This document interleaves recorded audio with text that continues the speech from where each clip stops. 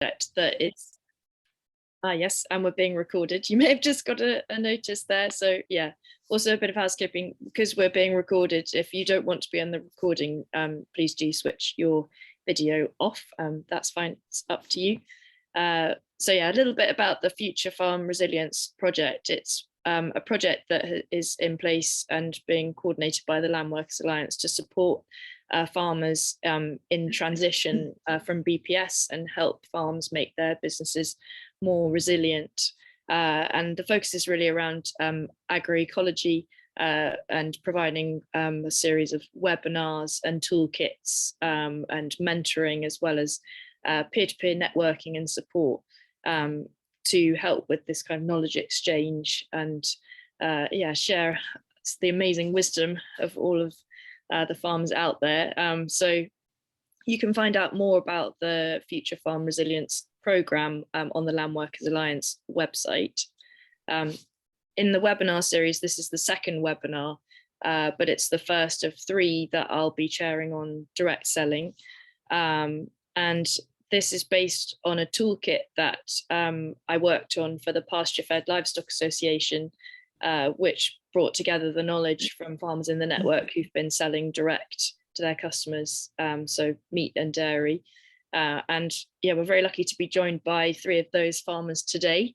So we've got Kathy Boyd from Cotswold Beef, and Fidelity Weston from Rumshed Farm, and Bill Biddle from Hampton Estate.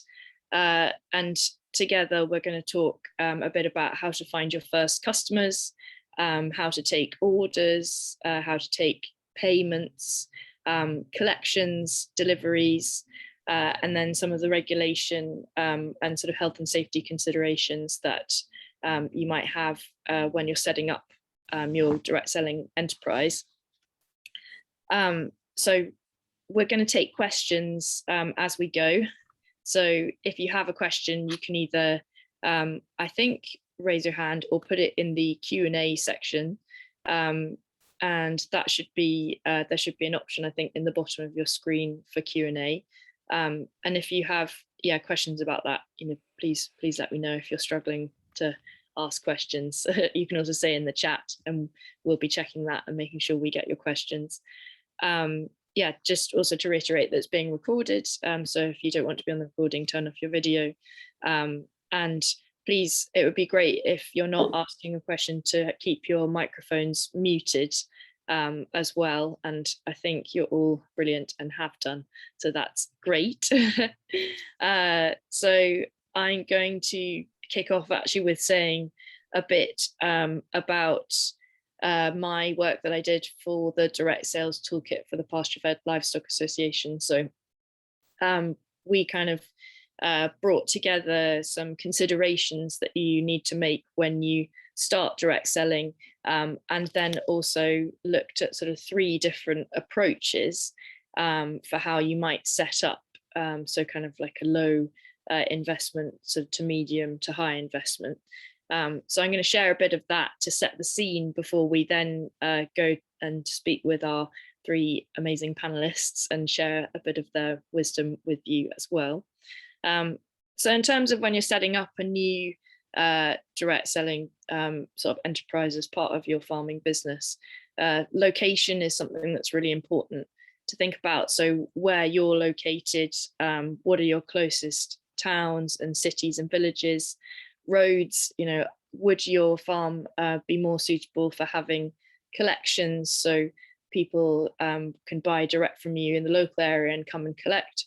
Or do you not have like a very dense population around you, and would it be better to then be delivering? So other things like, what's the access down to your farm like? Is it easy for people to actually come and pick up, or would you be better off delivering or couriering out?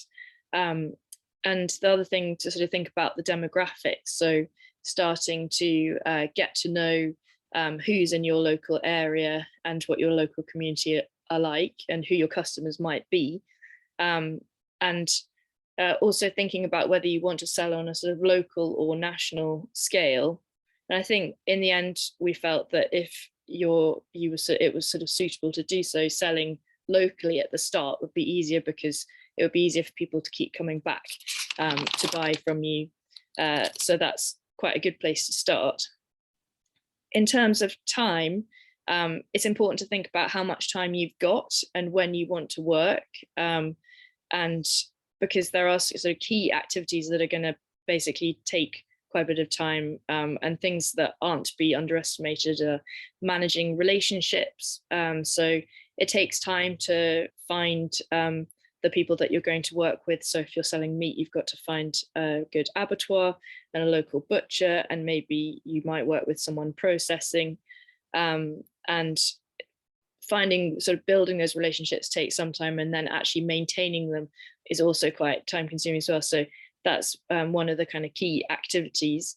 But then also, if you're doing, whether you do collections or deliveries, this could be sort of time that's condensed over a period of a few days. If, for example, you're getting meat back, and you're going to be delivering it out or doing a collection day, you know that you probably need to block out a whole day for that. So can you take out, say, a day or a month or a few days a month to do collections and deliveries? And also with marketing and customer service, this is something that's ongoing. So it's something that you need to be thinking about kind of probably every day, most days. If you need to answer customer questions, and keep putting marketing messages out there, you need to build all these things into your routine. If, for example, you might want to do farmers markets, that's always something that's going to be on the weekends. So do you want to be working on your weekends and making sure that you've got everything ready to sell, say, on the Friday before? And if you have, say, something like an honesty shop, or a collection point, that is something that you'd need to be checking in on every day and making sure that you're making the time to keep that going. So it's important to think about all of these activities, whether you've got time, who else is involved who might also support you with these things, because as a sort of minimum, those will be the things that you need to think about when you're setting up. In terms of investment, there's sort of like a minimum amount of time and money that needs to be invested when you get going. And I suppose these are things that are prohibitive. So if you don't have enough time to do those things, you need to consider whether this is right for you. And also in terms of costs, so financial investment, what would you be prepared to spend and potentially write off? So in your first sort of touch, when you start going, have you got, and what you'd want to sort of risk as you sort of figure out if it's viable for you. But in the end, the setup of how you do your direct selling, it needs to work for you and fit in with your lifestyle. It shouldn't be onerous. It should be adding value, and good for your business. And, it's something where you really want to kind of minimize the stress of it as well and make it fit well with what you're doing. Something else that's also sort of great, and that speaks to all these things, is doing some sort of financial planning and forecasting when you're thinking about your time and cost investment. And if you can do a projected cash flow and understand kind of if you're investing a small amount, when you would ultimately break even and start making profit, it's better to invest something small, make profit faster, reinvest that and scale it up, rather than do a very big investment at the beginning and then take longer to make your money back and potentially cause yourself a bit more stress. So part of this kind of intro is to look at what a really low cost investment and low time investment might be, just to get yourself up and running, test your market, and then what you could do to scale that up. And I suppose when we start to talk with the panelists as well, we'll discuss a bit about how they started and how they adapted and how they've scaled up all these different things that they're doing as part of their direct selling enterprises. So in terms of the three approaches to direct selling, if you're new and you've not done direct selling before, then it would definitely be advisable to start with a sort of low time and investment approach. So something that's a bit more lean, and you can start to find your first customers and then scale that up. So I'm just checking the chat. Is everyone's all right? They found the Q&A? Because I think Vicky's asking if there's a Q&A window. So there's not a Q&A window because we're in a meeting rather than a webinar. But Okay. if you just put all of your questions into the chat box, we will see them in there. Okay, brilliant. So everyone knows about that. Perfect. So for a first approach where you're testing the water, which would be sort of very like lean and simple, low time and cost investment, you're looking to sell kind of your minimum viable product. So potentially one product, and just decide what you can invest around that and what you would potentially be prepared to write it off, and try to make this back with your plan for your testing the water approach. So I think with testing the water in general, website is pretty essential when you're doing direct selling, and what kind of website that you set up is sort of up to what feels good for you. But you could try an information website, so where you set up a website and explain a bit more about your products, and then include an order form, or go straight off the bat and do an e-commerce website pre-selling products, so people pay in advance, which is better for your cash flow because you've got money coming in, but also it depends how well suited it is to the products that you're selling. Once you have a website in place, that's kind of like your online flyer, and you can then send this out to friends and family and any of your local community, and then that's sort of a good way to get your very first customers in a sort of fairly low time and investment way. Social media is also a good thing to start thinking about, maybe just doing one social media platform that you feel comfortable using, and starting to use that as a way to then bring people to your website and share a bit more about what you're doing. But as a really sort of low investment approach, really getting people to collect from the farm if you can is much better, because then you haven't got the costs and the time spent organizing deliveries and going to people's houses, but you could set, say, a collection window for when people come and pick up from the farm, and so you know that you're going to be available for a couple of hours or a few hours on that day, and people can come and collect. And it's also, flexibility is important as well, and probably not everyone will be able to come then, but at least you can get the bulk of people in one time. It's also, I think, really important in this first testing the water approach and trying to figure out who your customers are, to get lots of feedback as well, and really ask people what they want and what's working for them. This is all about learning who you're going to sell to and what they're interested in buying. And then as you kind of move into a more sort of growing your business approach, you can start to adapt based on that feedback, and also based on the experiences that you've had in your sort of first attempts at direct selling. So the second sort of approach is the kind of growing orders approach, so a more medium time and cost investment. So now, because you've done the first bit, you should have a better idea of your market and who wants to buy your product, so you can start to scale this up. So this may be adapting your processing, creating your own labels. So you may then want to invest in, say, a label maker and some other bits of equipment.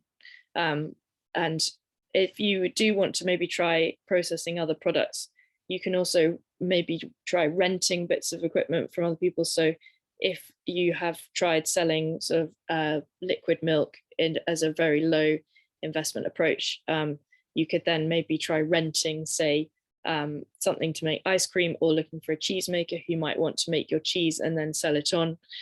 So thinking about the adaptations that you may want to make based on your customer feedback, and then actually improve your website as well. So put a bit more time into selling through your site and making sure that you've got really good product photos. And this would also be a chance to scale up your email marketing. So you could try things like using an email marketing software like MailChimp, and doing like really nice newsletters and linking people through to your site. Again, you could start to put more time into things like social media, and really use it as a shop front. So if you've just done one platform before, you could then try doing another one, say Facebook, and looking at putting your products on there. You could also try doing things like offering card payments. So if people are coming to collect from the farm, you could have something like iZettle, and people can use their cards to pay with. You can get a card machine or card reader and an iPad. Whereas if you wanted a lower cost solution, people can also pay by backs or in cash, or if they're pre-selling on your website. So yeah, iZettle would then just add another element, but you have to pay the sort of card transaction fee, but it then also helps you to manage your orders better. So that's a sort of medium time and cost approach. And then as a kind of going up another notch, so scaling up again, once you've got a really good understanding of your customer base and your market and what they're buying and when, and you know that your direct selling is really viable and it's adding value, you can start to really think more about your marketing funnel, and make sure that you've got a sign up for your email newsletter on your website. So invest more into your website, and do regular newsletters, start to share things like recipes, and more kind of experimental products and different offers. It could also be a good opportunity to start partnering with other businesses. So potentially looking at other food businesses that you could do products together with, or restaurants. And this also might be the time to invest in more of your own equipment, because if you say, for example, you'd be interested in butchering at home so that you've got a bit more control over the process, butcher equipment is very expensive. So you definitely wouldn't want to do that in your first attempt. But as you start to understand your market and you know that you've got, a sort of strong, healthy demand and it's viable, you can then think about other bits of kit that you might want to invest in. So maybe a vacuum packer, or get a certified kitchen so you can do some butchery and processing on farm as well. And equally with dairy, it would be the same. So if you've tried, you might have, say, rented out a processing unit to make different products like ice cream, cheese, or yogurt, but maybe you could then start looking at options for buying more equipment for having at home. In the sort of very base level, for both meat and dairy, there are always bits of kit that you're going to need. So in general, a chest freezer, and a fridge, and a good clean space for packing orders and collecting for people coming to collect. So those are the things that you will 100% need when you're getting going. And there are a lot of other bits of equipment that you could maybe rent or borrow or try out before you start to spend money and invest on them. So there's other tips for kind of keeping your investment low at the beginning. Just a note on consistency. It's good to keep your customers coming back. It's much easier to retain a customer than to find a new one. And so once you've started and you have an idea for how you're going to sell and what products you're selling, it's good to then try and maintain your supply consistently. So for example, if you're selling meat and you're maybe doing one carcass a month, you need to make sure that your customers know when they're coming, and then they know to keep buying and they know when they can keep buying, other than, because if you have a sort of stop-start supply, they may just get sort of disappear and not come back. So keeping that communication open and having some consistency around it is definitely helpful as you try to kind of build and scale up and grow. And also, if you're trying direct selling for the first time, it's probably good to not put all your eggs in one basket, and keep selling your produce as you have been. So for example, if you do sell milk, you can always bottle some and the rest can go away on the tanker. But you don't want to say, okay, well, I'm going to sell everything and then be left with a lot of milk left over. So it's about just trying to sort of figure out what you can sell and starting slowly and testing it out and then scaling it up as you start to get a feel for it. So I think, yeah, if we have any questions about the sort of 3 approaches and different investment, we can do that now, and then we'll start talking about how to find your first customers with our panelists. So I think I can't see any questions in the chat so far, but if someone has a question, you can also, oh, we've got someone popping in now. What do you need to do certification wise to sell direct?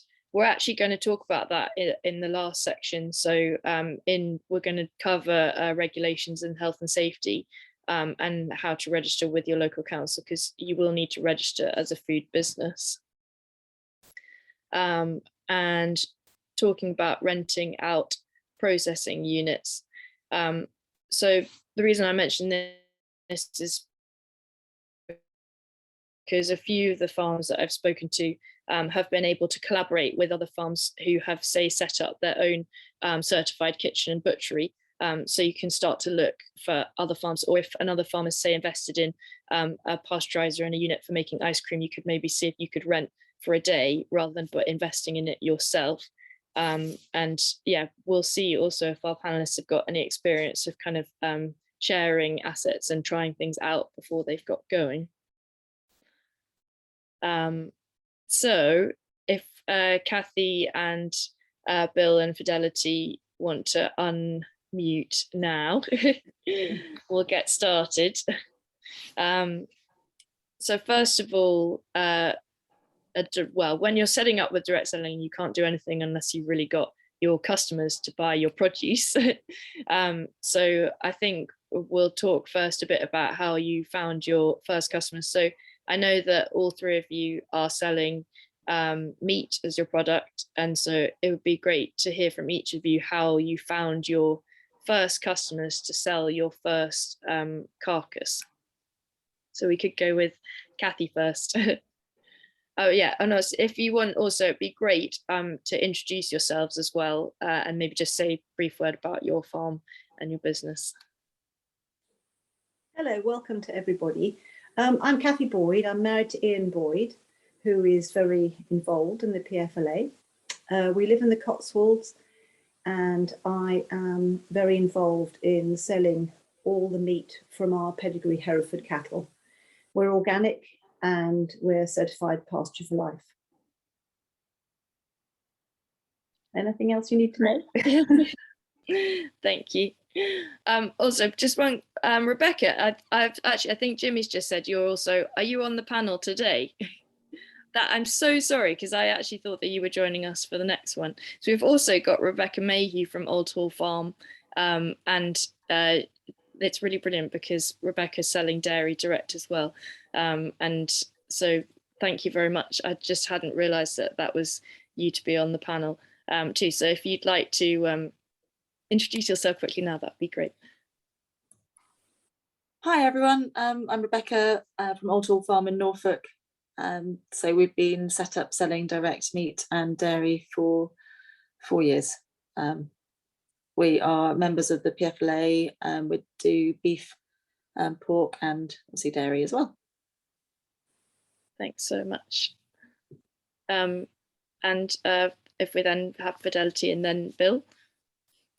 Hi everybody, so we farm over in Kent. We're also certified organic and pasture for life, and our meat sales are lamb, mutton and beef. Great. And Bill, if we do a quick intro with you. Sure, very quick intro. Hello, Bill Biddell, Hampton Estate. We're in the middle of Surrey, just between Guildford and Farnham. We're pedigree Sussex cattle. We're PFLA accredited. We sell direct from the farm here. So but with having done cattle, we then find we can do venison and rabbit and deer and all sorts of other bits and pieces. That's great. And so it would be great to ask you all how you found your first customers to sell your first products. I don't know if Bill, if you want to go first. Okay, very, very simple. We had sold our Guernsey milking herd, and we then went into beef production in 2004. And we always felt that there would be demand for good Sussex pasture-fed meat. And we basically talked to friends and family, and we said, we're going to do this once a month. We're going to have a beef day. But we at that point, our children were both at school, and we had lots of other families around us. So we advertised in the parish magazine, we talked to friends, we talked to family, and we said, spread the word. So it was very, very local indeed. That's how we sold our first carcass. Great.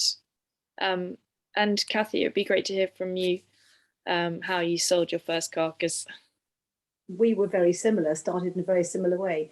I'd love to have known all the information that you've just given everybody because I started selling our beef in 2008, and I actually think it was way before social media was part of our sales. So literally I sat down one evening and phoned around.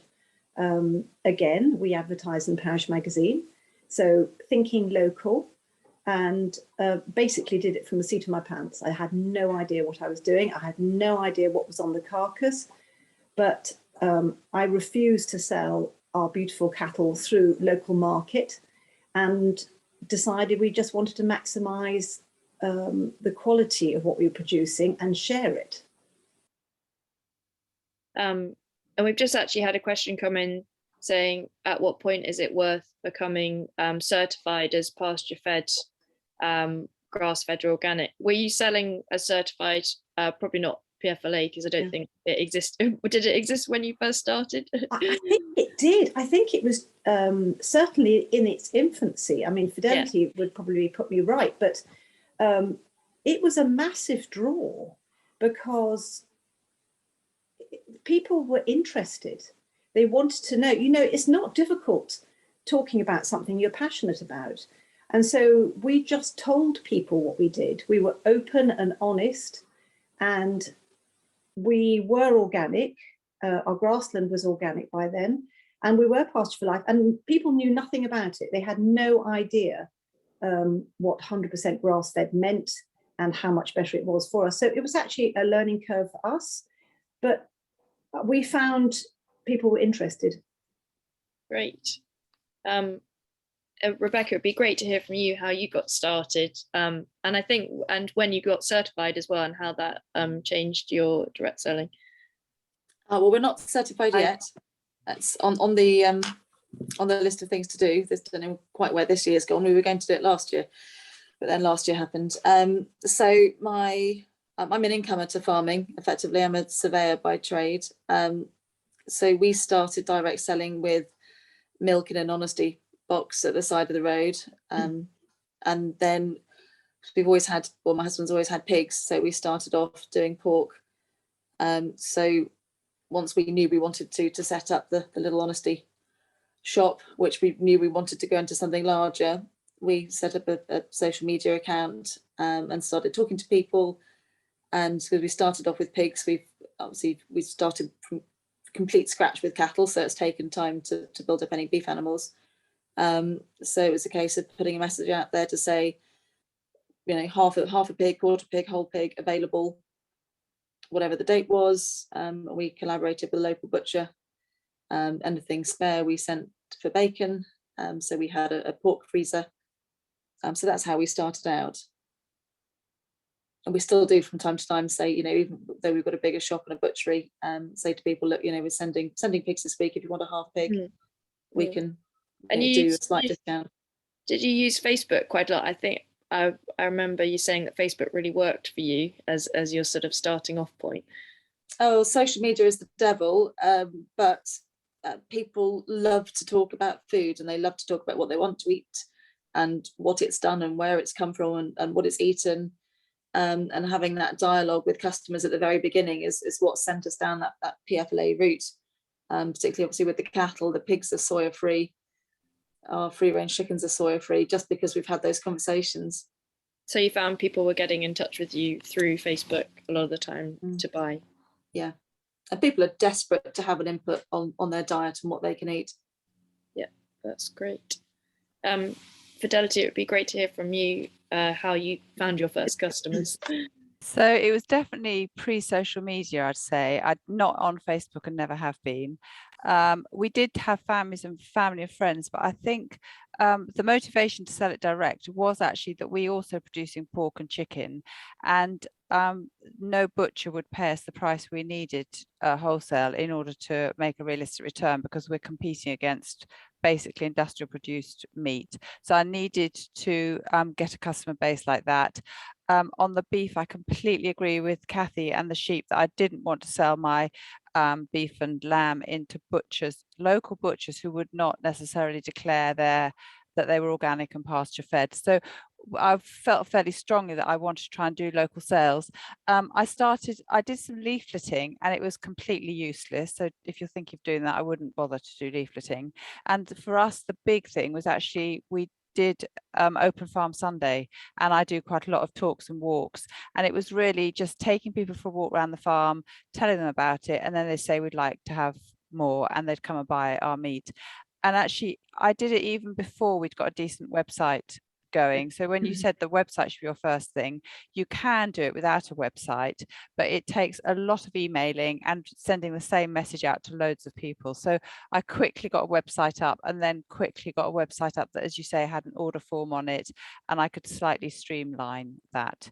But that was how I found open days for us were just easily the best way of, the customers just came in, and then word of mouth. This is how we've expanded.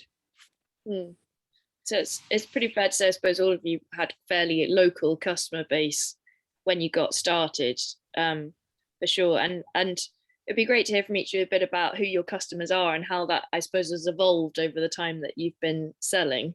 I don't know if Fidelity, you want to go first? So I'd say our customers mainly are families, and so we don't have the thing of only being able to sell steaks and stuff. We actually sell, probably is easier to sell all the cheaper cuts, but I design it in boxes, so I make sure I do get rid of as much as I can. I'm talking about a beef carcass now, across the whole beef carcass. So a beef carcass we do by boxes.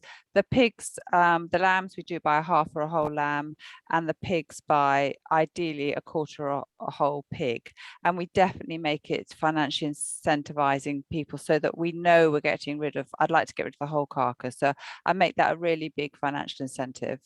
The other thing I think is worth just pointing out is that at the very beginning, I realized I wasn't really charging enough to compensate me for all of my time it took. And I think that's something that's so easy to underestimate, is how much time it takes. And even now, although I'm bringing in a lot more money to the farm, I don't think I could pay somebody, say, £10 an hour to do what I do and make any money out of it. So you have to be realistic about the fact that it's probably not paying for your time, but you are bringing extra money into the farm with a lot of extra. I find it quite stressful worrying about whether I've forgotten somebody's order, and they turn up and say, oh, I've ordered that lovely box of beef, where is it? And I think, oh my God, I don't think I know anything about your order. So I find that all quite stressful, and it's anxiety making if you're not naturally into doing that sort of thing. But the upside is that the customers are all absolutely brilliant and nice, and it's really nice having that connection with them, and they obviously like the connection to the farm as well. Yeah, definitely. It's interesting that you definitely feel like you've had families, and that's sort of been throughout, and that's kind of how you've adapted to have your meat boxes, and they probably all got plenty of freezer space, so they're buying for their family, and then they're keeping it. And no, that's a really good point. Because I think, someone was asking about selling individual cuts versus boxes, and it sort of sounds to me as well that's quite based on who you're selling to and also what you want to do. Because again, if you want to sell boxes, it's an easier way to make sure you're getting rid of all the carcass if you're selling meat. And individual cuts, you may end up left with a glut of some. So it sounds like your approach, Fidelity, is definitely good to get the whole carcass out the door. I think it is just quickly, I think the other thing, the piece of essential kit that you said, Annie, was to have a freezer, because if you can't sell the whole carcass, you can put it in the freezer and then you can design some offer to your customer, which basically means you shift what you've got left. So I would sell things between, I call them pop-up shops, from the freezer and make a good deal, which means that in that period between fresh meat, I do actually get rid of everything. People love to think they're getting a deal. Yeah. If we jump to Kathy now as well. I was only going to comment on a couple of things Fidelity said. One is about the time issue, and it is very real. Selling a beef carcass is a science, an art, and all those things, because there's such a lot of meat to get your head around and to work out what you've got to sell. As far as time is concerned, the longer you do it, the less time you spend on it, because as long as you know when you've got your meat coming back, and the customer has to know at least 2 or 3 months in advance, there's a lot of rollover where somebody has ordered something in January and they will very often have a similar order in March, or you begin to learn whether they have it monthly, once every 3 months, once a year, or whatever. The second thing is, to begin with, it is really important to have set boxes. I still have a rule. I won't sell sirloin and rump on its own. It's as simple as that. I will sell fillet and ribeye. Set boxes do help sell the whole carcass. However, again, the longer you do it, I can say, if I know the dead weight of a beast, I can work out how much I'm getting back of every cut. So the aim is, to begin with, if you're starting out not knowing where to start, is to have set boxes. But then once you've sold a certain amount of set boxes, you can then work out what you've got left. And for instance, my October meat I've just worked out. What is so extraordinary is that actually, like Fidelity says, all the slow cuts have gone, and I've actually got quite a lot of steak. So what you then do is adapt and perhaps make a small steak box. So it's a matter of being flexible, but you can also do individual orders, and you begin to learn that there are going to be customers who will only buy steak. And then if you have a situation where you've worked out halfway through your carcass that that's what you've got left, that's when you contact that customer. Just So thought I'd add those two. Do you think you have a mix of sort of families, and because I know, Kathy, that you do send some meat out by courier as well? Yeah, we do. Probably through lockdown, it was slightly different. I would say we had 50% going out by courier. I would say now it's 20, it's gone back to local. 20-25% goes out with courier.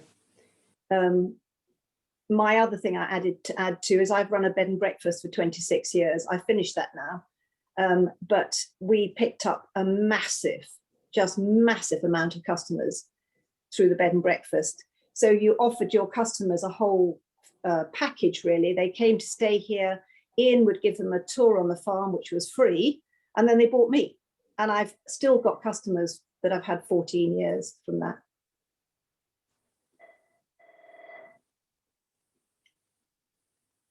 Have you disappeared? Bill, I think if Annie's disappeared, why don't you carry on? Okay, just interestingly, Owen, I agree with everything, Fidelity, that you said, everything, Kathy, you said. It's you know, time is very hard to quantify, but I think it's passion as well. You have to want to sell your beef. You have to want to sell your produce to your customers and really enjoy your customers being there.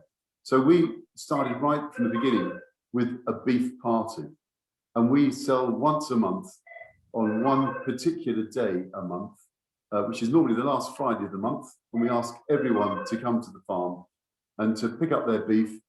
But we'll give them a large cup of coffee, a big piece of cake. We'll give them a tour of the garden or a tour, and that actually creates a sort of much more of a community focus, which is lovely, and which is what a lot of people come for. We started with 10-kilo boxes because we were family. Lots of young families around us were buying our beef. We now do a totally bespoke system. So we will do, someone can come and buy from us on the beef party day, beef collection day, half a kilo of mince, and they get as much coffee and cake as the person who's buying a 10-kilo bag or 15 kilos of mince and sirloin. So the only thing we won't sell in a bag is fillet, and we sold fillet. Our fillet is now booked for the next 4 months, so we know we haven't got a problem there. We do send out a newsletter right at the beginning of the month and say our next collection day will be on a particular day, and we'll be taking orders now. So everybody will be booking, and we will end up having pre-sold about 80 to 90% of our beef. And we'll take a view earlier in the month or in the preceding month as to how many animals we're going to kill for that month. But as Kathy says, there is an inordinate amount of beef to move on one particular day. So for Christmas, we'll be killing 3 animals, and we'll aim to move all that meat between 9:30 in the morning and 4 in the afternoon, which is a lot of customers coming through. So again, it's just a bit of organisation. But with regard to bits left over, we'd like to create the Surrey cow, and we'd like to breed the Surrey cow, because that would have a head. In fact, it wouldn't have a head. It would just have a very large back with an awful lot of ribs on it and a big back end and no legs, because that's what everybody in Surrey wants. They want ribs, they want steak, and we don't sell so much mince. So we obviously have to move that. We're making 700 beef burgers for the local bonfire party next month, and we'll always be looking to do either events ourselves or to help other people with big events where they do want large amounts of mince. Any stewing steak or braising steak will turn into pies, which we will then sell for the next beef day. So we're always running Hampton special beef pies. So there are ways, as both Fidelity and Kathy have mentioned, of using that extra space and using that extra capacity. And that will probably fit us in most months. One final thing about sort of reinventing oneself. We had an interesting time, middle of the summer. No one was buying ribs, so the idea of buying a Carvery rib in a 3-rib joint wasn't happening. So we spoke to our butcher, and we decided to turn them all into tomahawk steaks. Overnight, we sold the lot as tomahawk steaks. So you do have to sort of reinvent yourself, have a think, and watch where your orders are coming from, what people are asking for, in order to be flexible to then work out exactly what you're providing. So I hope that helps. That's great. Thank you very much. And sorry, I just dropped out because my Wi-Fi decided it was going to disappear. It likes doing that every now and again, but I'm back. Just to reboot it. But I don't think that while I was out, Rebecca has spoken yet. And it would be great to hear a bit more about the dairy side of things.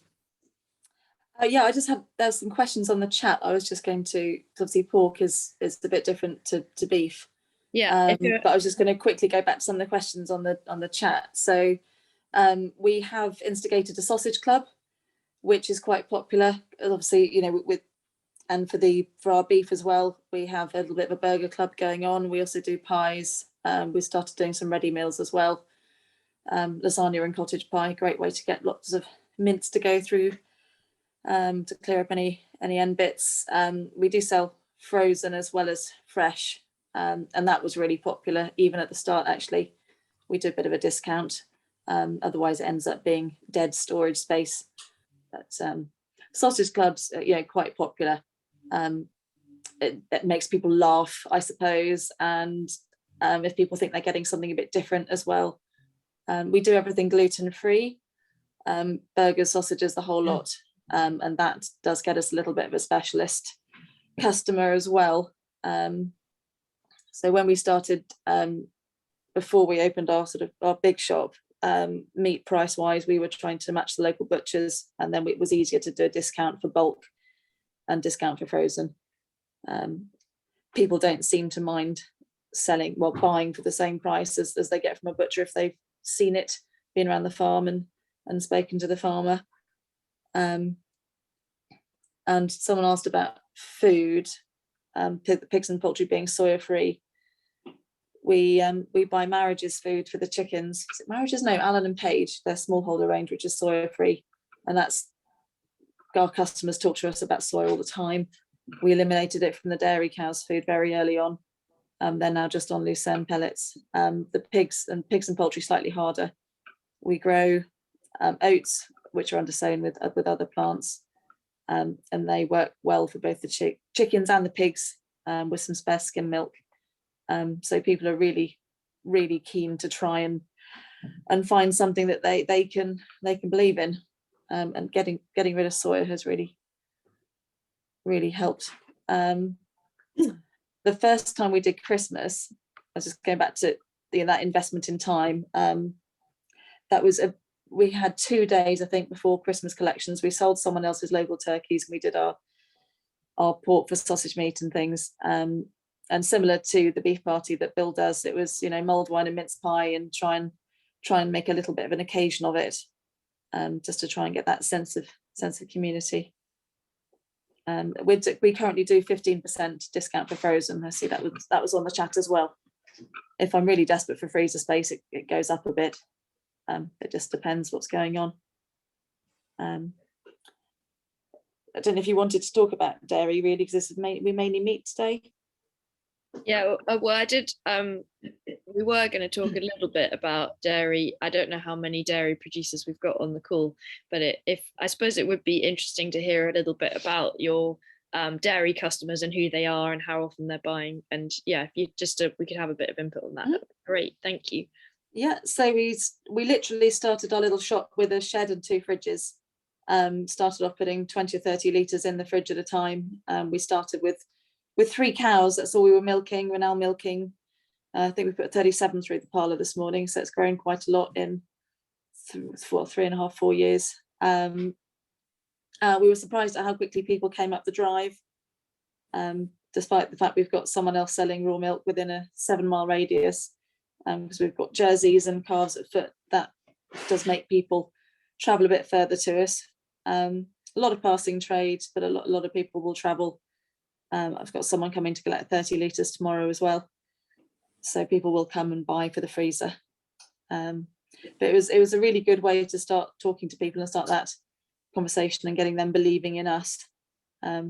So as well as milk, we now do cream, butter, mascarpone, creme fraiche, ice cream, etc. Cheese eventually, when I have time. I don't have time at the minute to make cheese or enough processing space. Infrastructure is expensive and tricky to organise. Exactly. So when you first started, what did you invest in at that very first kind of bottling? Milk? So our bottling procedure is still really simple, even though we're now milking 37 cows. It's a jug and a bucket. The most important thing we invested in was a small milk bulk tank. It was a complete nightmare trying to find one. Everyone laughed at us because we only wanted something that we could put 300 litres in. So we eventually bought an ice cream aging vat, which apparently is a really big one. So we went from being laughed at by the big milk companies who said, oh no, we don't sell a tank that small, to being laughed at by the ice cream companies who said, oh, we don't sell one that big. So we did eventually find a small tank, and it's still working for us. That was the most important thing. Refrigeration, whether it's a bulk tank for milk or fridge or a freezer for your meat, is crucial. They've got to be reliable. And did you find that having people come up and buy milk was also good for them buying meat as well? Yeah, milk, then eggs, and then the meat. So effectively, you could get a lot of your ingredients for your Sunday breakfast. And do you have a sort of who were your first customers, sort of families, or I guess do you have a kind of understanding of the profile of your customers and how that's changed? Yeah, it really has changed quite a lot. I mean, we did a couple of farmers markets before we started the shed. I did, because I was having a slight discussion with my builder over the fact that he was late to finish what was going to be our proper little honesty shop, hence we were in a shed. So I did bribe a couple of friends to come up on day one, but as soon as we put the signs up, people came up the drive. It was really interesting. So a lot of passing trade. We're on a busy main road. We still have an awful lot of local customers that are within 5 miles.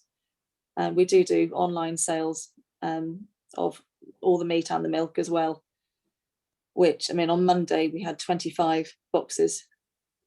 So that can be quite stressful. I think it just about pays for itself. It certainly helps on days where we have a glut of milk because the shop side is quieter. So the online sales still seem to be a bit busier at the beginning when the shop is quieter. So it balances out.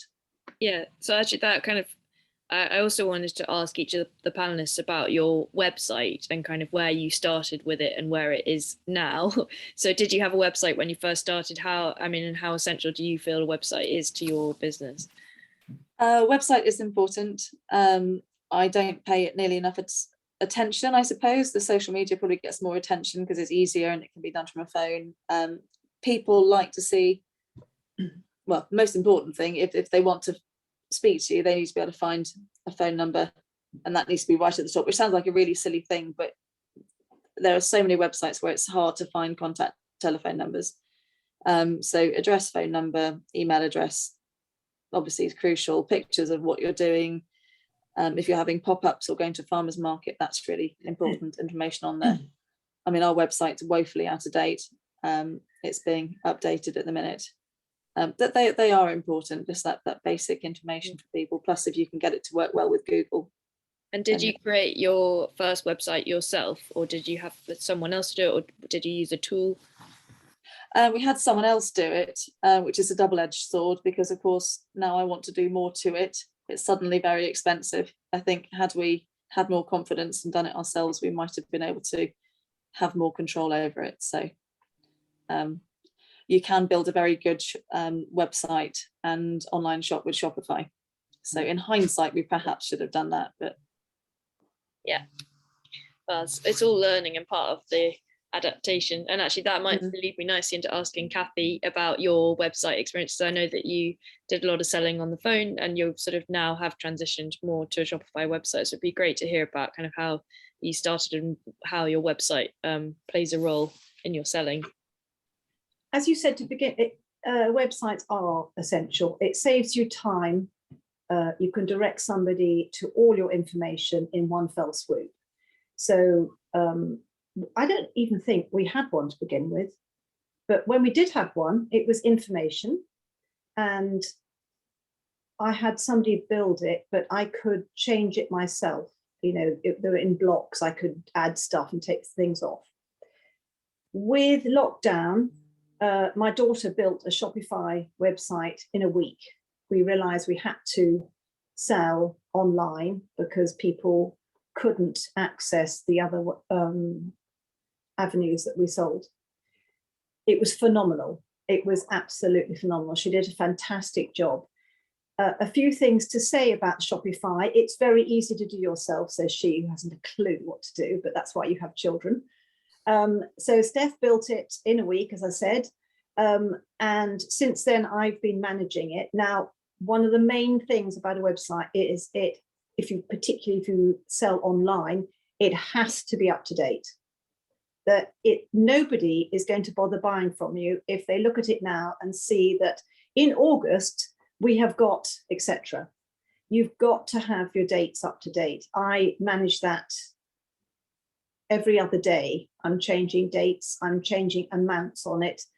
So if a customer goes to our website and wants to buy, they know exactly what I've got for sale right up to Christmas, and when we've got beef for sale. A website is also, as much as I love to talk passionately to people about what we do and what we sell, there are a large number of people who do not wish to engage with you whatsoever. They want to buy online. They want to, I will then email confirmation. I will also email just before I send out the box and tell them that when it's going to arrive, courier, etc., etc. 99% of the time, they never ever give me any information or ever contact me, because there is a large section of society who actually just want to buy what they want when they want and have no contact. That's where online selling is really, really helpful. I find it quite difficult because occasionally I do contact them, and the reception I get is sometimes almost as if I'm an alien. They don't want to talk to you. They just want to buy online. So it is very important. Lockdown was an anathema as far as beef selling. It worked really, really well for us. It has got a lot quieter now. A lot of people are looking at it and then buying by emailing. I know there's a lot of people looking, but it has, the selling on it is actually reduced. Now, that is something I need to learn now as to how to boost that. That's my next learning curve. Believe it or not, I've sold for 12 years retail. I have never sent a newsletter out yet. Every time I go to send a newsletter out, I've sold out. So what's the point? We've got to do it. And I think a newsletter in conjunction with selling online will help to boost that online. I'd be really interested what other people think. I still think the personal touch is what people love. Yeah, it would be great to hear from you, Bill, about your website. And I know that your newsletter is definitely like one of your big things. So and you know how I suppose your website's evolved over time, and your newsletter as well. Okay, thanks. Yeah, I enjoy writing newsletters, which is probably lucky because it's a fun thing to do. So we do send out a newsletter every month, and it tells a little bit. It just tells people what we're up to. Tells a little bit about what's happening on the estate, on the other enterprises, so our hops or our forestry or whatever else is going on around the place. I think also it's a good opportunity to tell people about an office that's to let on the farm, or a cottage, or something else that might be going on around it. And certainly what we've found is that the most important thing, the areas that people love to hear about are things when things go wrong, when you can make it more personal. And this is, but looking at our website, we don't sell directly online. We don't have a mail out or a courier side to the business at all. We do everything because we're essentially fairly lazy. We want to do everything once a month from here. So we don't really want to get involved with having to sort things out from a beef point of view every other day of the week. We're trying to do everything on sort of 2 to 3 days at the end of the month, because that then concentrates our minds. We know that's when we're selling beef. We know that's when we're really concentrating on our customers and making sure everything's ready for them.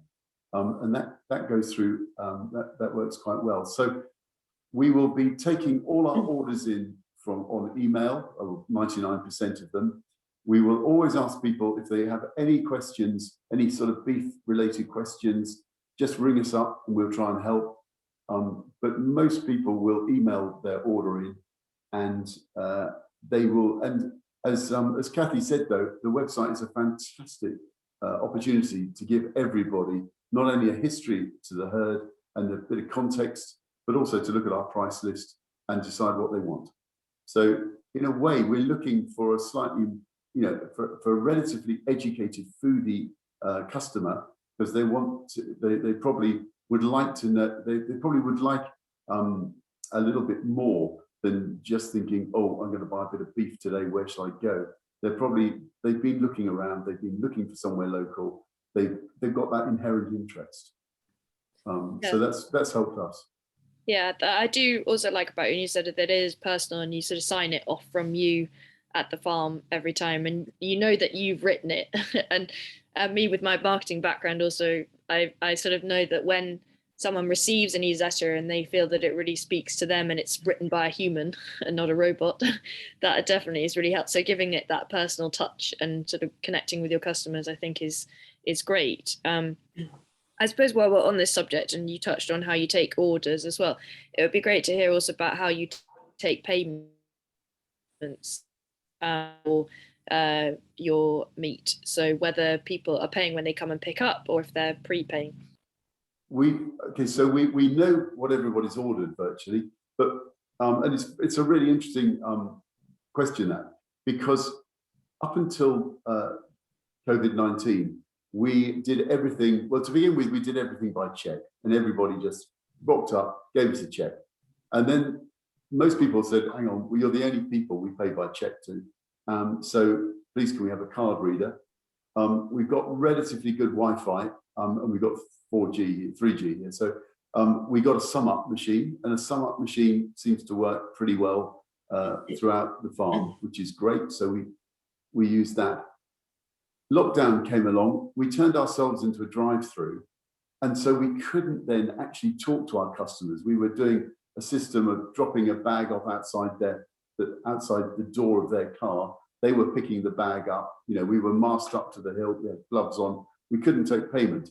So at that point, we then emailed everybody the night before they were coming to pick up their beef with their payment details, and this is how much you owe us, please make the payment.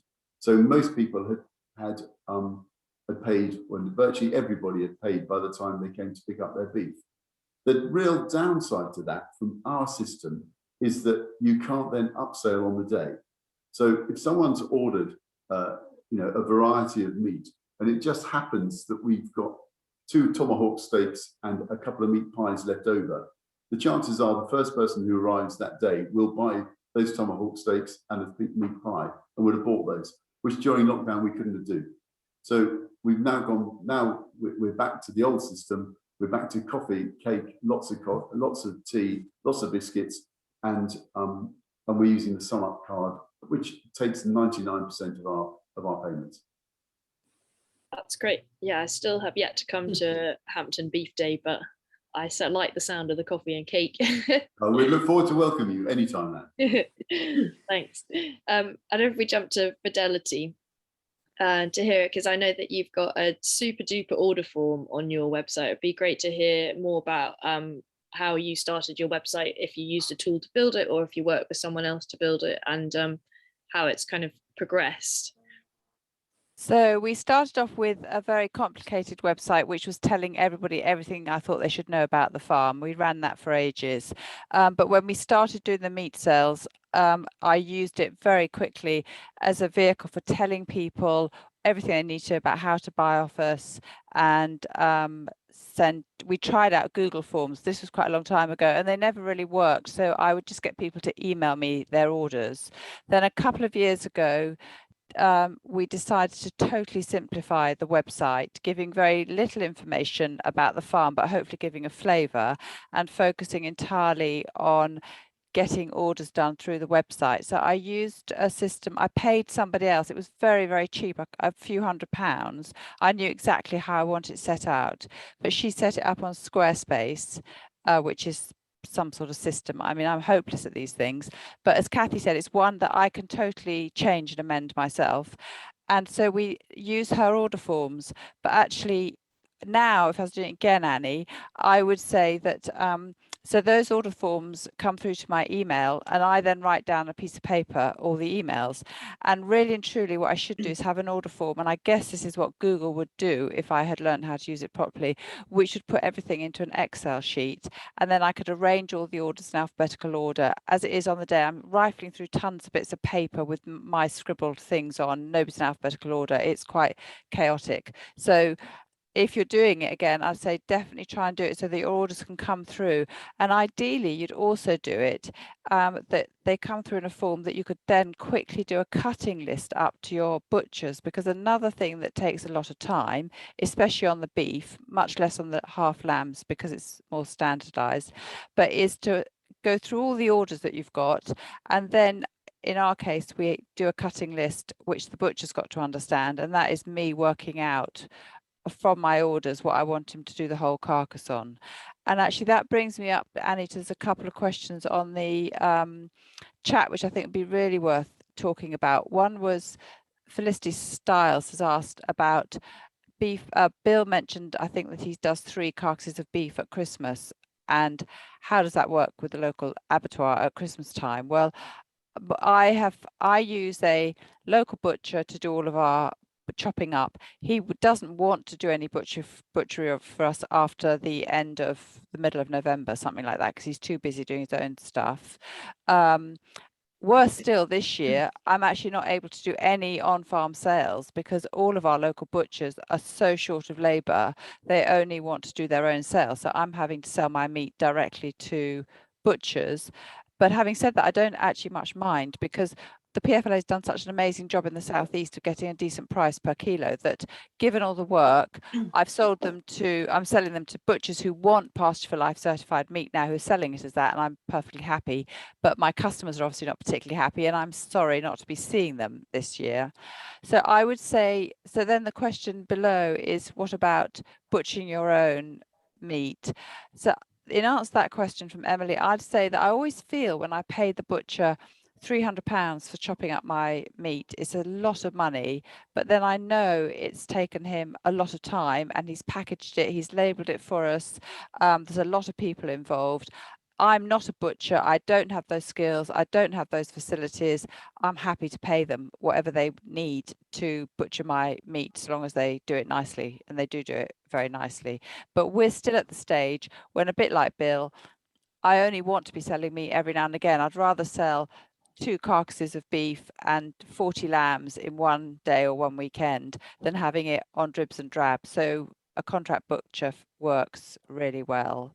And I think that's another problem with online sales, Kathy. I'm interested you're doing it, but presumably you've got a regular supply of beef now. You're not doing it in this spasmodic basis because if we couldn't do online sales, because most of the time we wouldn't have any meat to sell. Okay, so we have grown hugely. We're doing on average a cow a week.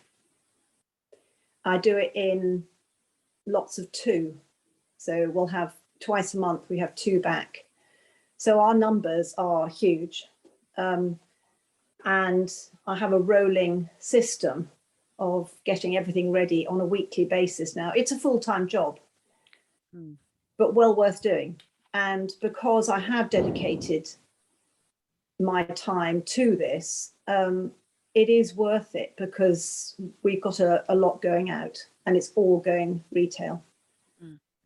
But that's worth noting, Kathy, that's what you've decided to do with your time. And I think for everybody who's out there, if you're basically a full-time farmer who's trying to sell meat, you've really got to take note of the time it takes. And even Bill organising his events, you know, that you must have loads of people helping you, Bill, on your events days. Yeah, we do. I mean, on an event day, we have there'll probably be 5 of us. You know, actually full time, and by the end of the day, you're exhausted because you have given an awful lot of coffee, chat. You know, and everyone has a separate role to play. But yeah, you're right. It takes time and organisation.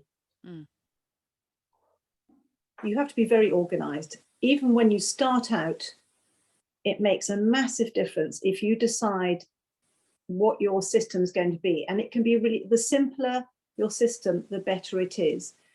Our system is incredibly simple. We don't cook anything. We do make burgers and sausages, but I pre-sell 99% of the beef. So when customers come and pick up and we send out, there isn't anything left. And that's how our rolling system. I'm sorry? Yeah.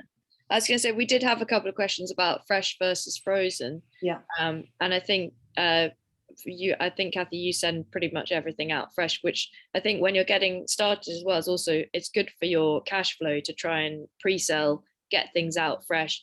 And if you're storing things in the freezer as well, you then potentially you might have a risk of things, you know, if you have a power outage, or it's essentially money in your freezer. So the more you can pre-sell fresh and get out the door, the better it's going to be for your cash flow when you're getting started, and it's minimizing risk as well. We sell frozen, some frozen too, and actually, Bill, it might help your mince issue.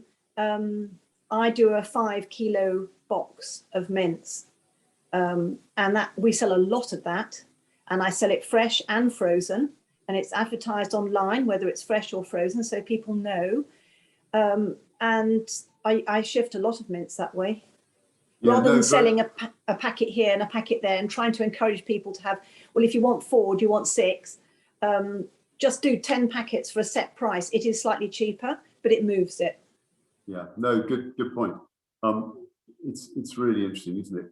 We find we probably have a build up over a period, and then you have a big order like the beef burgers, and we'll get rid of the lot. So we've never got that much in stock, but we're always aware that it's around and about. If we're not careful, it can build up. Mm-hmm. But thanks for that. Yeah, I just also wanted to say, Kathy, are you pre-selling also mainly via Shopify? And with using the Shopify website system, does that sort of give you a nice list of your orders, which helps you with the flow of you kind of getting everything ready? Not at all. I wish it did. Not at all. Call it old-fashioned, but I spend quite a bit of time talking to customers. I will phone people. I will text people. I send texts out and say, same order, or what do you want to do? People send me texts, they send me emails. It's, I use lots of different avenues for orders. They don't come in lots of emails. Maybe this is something I'm doing wrong, but what the system I'm doing works because I have permanent contact. We do have about 1,400 customers now, but I have a system of knowing when people want it. I have a record of what they've bought before, so I know what they like. I upsell all the time. And how do people pay with you? Is it sort of backs or cash? Right, mainly. I won't take checks. I didn't take cash in the last year. The two main ways, we use an iZettle, or it's called Zettle now. I have gone back to using manual payment with cards now, but through lockdown, you can send a payment link. That was really easy. So I can't send a bill out the day before somebody picks up their meat, because we don't know how much it's going to cost until the day.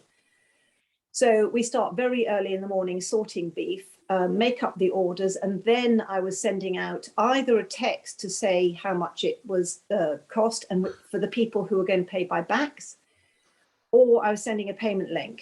Payment links have an advantage in that you've got a list on your phone of people who have paid or haven't paid. It's a very easy way of knowing who has paid and who hasn't paid. That's through Zettle, isn't it? Zettle. I used to use World Pay. I'm not even sure they exist anymore, but I wouldn't touch them now. Zettle is phenomenal. It's absolutely amazing. We take it to shows. I don't know whether some of your people will be interested. Some of the ways of finding customers for us is to go to a show. We don't do many of them, but we actually, instead of going to a show and talking about our beef, we take it. We take half a cow at a time. And I usually find by lunchtime we've sold out. I'm now getting to a point where we're having to take nearly a whole cow to a show. Yeah. There is massive interest. You can also, if people write down their emails, you can email them to say, are you happy to go on our database and to hear from us? It increases your customer base hugely. The interest in different areas, it helps. What else am I going to say about that? I think Felicity Styles was asking about the cost implications of doing shows. So I guess how you were like, but yeah, it is worthwhile. Well worth it. Some shows cost £50 for the day, other shows cost £250. And so I've got grandchildren just turned up, and the dogs are now barking. Shows are good. They're worth it. Some of them cost a little bit, but you need to get out there. People need to see your name. They need to connect you with the name. I find it massively helps. Because I know you did, I saw you had a stand at Morton show, for example, at Morton in Marsh, and that's sort of like a local agricultural show, but and I know that you won best food stand, I think was the case. We did, so which means next year we don't pay. Oh, even That's better. So that's good. Yes, we won the best food stand in the show. Yeah, that's brilliant. And actually, they told us why we'd won it, because Steph and I were doing it, and they said it's because we were so passionate about what we were doing. And it isn't difficult to be passionate about something if you truly believe in it. And also traceability. You know, they're born on our farm, they down, we take them to the abattoir. It's quite interesting, something that's just cropped up recently. The number of people have said to us, where are you buying your cattle from? Because there are a lot of companies out there now selling meat that actually aren't farms. They're buying it in from cooperatives, they're buying in from groups of farms. And I think people like us, or people starting out, tell people that you are producing those cows. They are on your farm for 2 or 3 years, and then you're selling the meat, because that's a really good story to have. Yeah, absolutely. Telling your story is really important. And it's the best way to connect with your customers and find them, I think. Yeah, I was going to say, Rebecca, I wanted to jump to you next, definitely. And it would be great to hear a bit from you about your, how you take payments and orders, and also because I know you do courier things out, and your sort of collection and delivery sort of split, because you've got pretty much all bases covered with Honesty Shops and collections and things. So I'm just going to massively agree with Kathy about iZettle. We still use it. I think we've got 3 now, which is slightly ridiculous.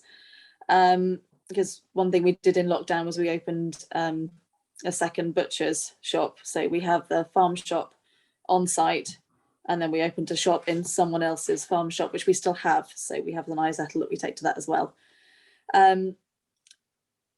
What Kathy was saying just then, which I think all of us do, is really important, is talk to the customers about the animals and about the life they've had.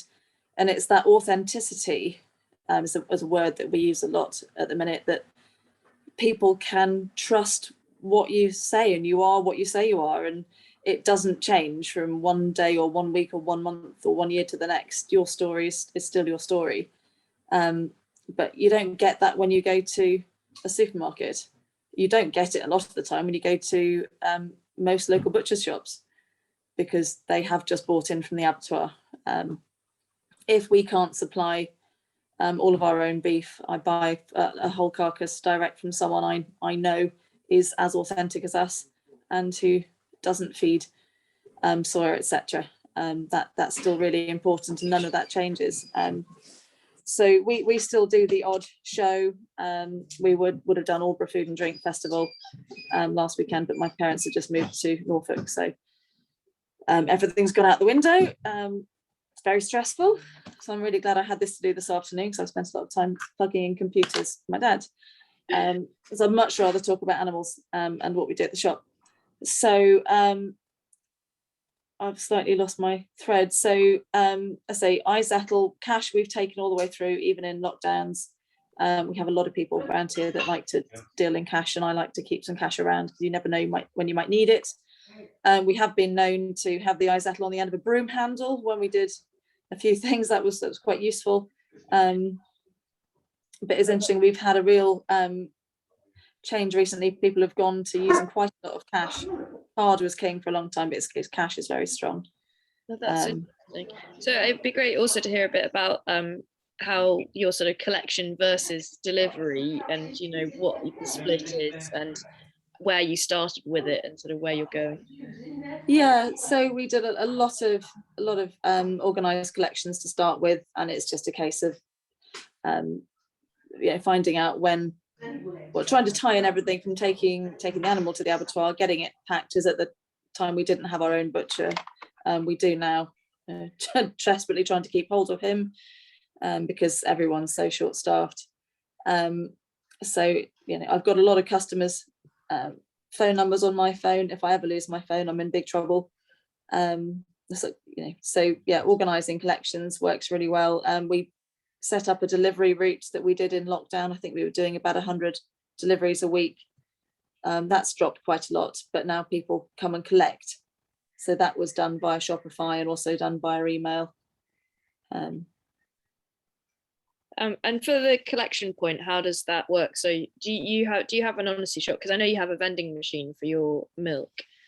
Yeah, so we at the minute now collections are through the main shop. So we did set the vending So machine yeah, up. you So, have it back to the front shop. Yeah. yeah, we do. Yeah, so it's still pre-ordered through, and you know that now I've got someone to help deal with it, which is quite good. But we're selling more and more meat online, which was really interesting, and that tends to be you can do a pork box or a steak box or a £50 beef box or whatever. People are really particular about their buying habits, so we try and have as many options as possible. And what's your experience with sending things by courier? So if you've got a kind of split between a local and I know do you send things out so more national, especially with your raw milk being probably quite popular? And Yeah, well, we do both. I think the courier went ballistic during lockdown. We spend quite a lot of time packing boxes so that even if it takes an extra 24 hours, nothing is ruined. The couriers will never be able to prioritize perishable goods. They just can't do it, which is a huge shame. But I do feel sorry for them. They're dealing with so much pressure at the minute. Trying to get everything out online is the new way to buy. So our parcels are picked up at 4 and they're usually delivered by 10. I mean, I can still get a parcel up to Edinburgh by 11 in the morning from Norfolk, which is quite impressive. Takes a bit longer to get down to London. So the courier side of life has probably increased by 25%. So it's £2,000 to £2,500 a week, which is pretty useful. Do you send? So there's a question actually whether you send things fresh or frozen by courier. Both, because sometimes we won't have. So offal, I think someone asked about earlier. That beef liver that is very popular, but not everyone wants a huge great lump, so we cut it fresh and freeze it straight away. So that's usually sold frozen. We tend to use APC, but I think DPD are improving quite a lot. Yeah, and someone Felicity asking if you think the courier side of things is worthwhile for the time it takes for, I guess, packing orders and then following them up and making sure things get there. And also it'd be interesting to hear about things that go wrong potentially with couriers and how to avoid that. Well, I think you'd have to, do a really good job packing the box properly, which makes all the difference in the world.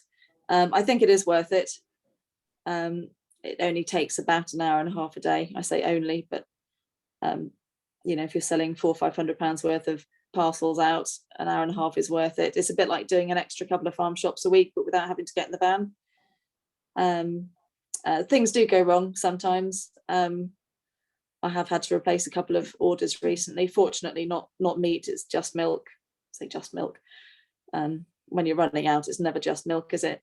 And that is expensive. We can't insure our parcels because they're perishable. So there's always a risk.